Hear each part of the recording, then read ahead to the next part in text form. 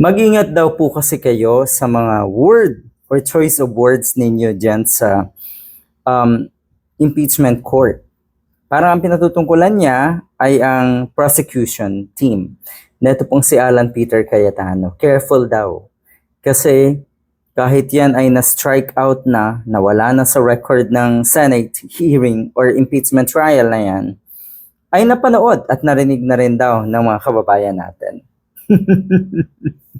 Kahit hindi lumabas sa bibig yung mga salitang scammed, scammer, architect, or architecture, yung architect, naging architect of the scam, si Sara Duterte, alam na po yan ng taong bayan.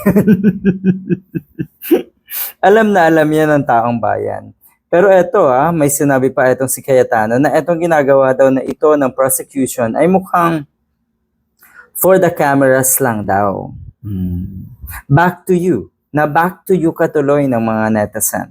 Talaga lang, kung merong for the cameras, kung babalikan natin yung mga eksena at kadramahan ninyong magkapatid, hindi ba't mas malala yun? In fact, nakakadiri yung mga for the camera moment nyo na yon. Kaya back to you.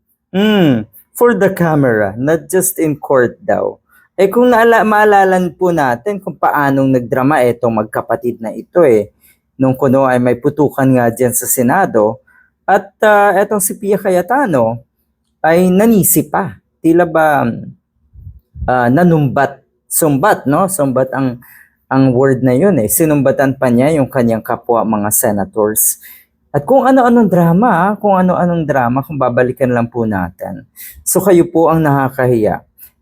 Sana, pag alam nyo sa sarili nyo na mas malala ang ginagawa nyong kadramahan at yung mga ganitong act nyo na for the cameras lamang, para kayo maging relevant at para kayo mapansin, huwag na kayong magsalita, huwag kayong mamuna ng mga ganitong klaseng sitwasyon din sa impeachment hearing.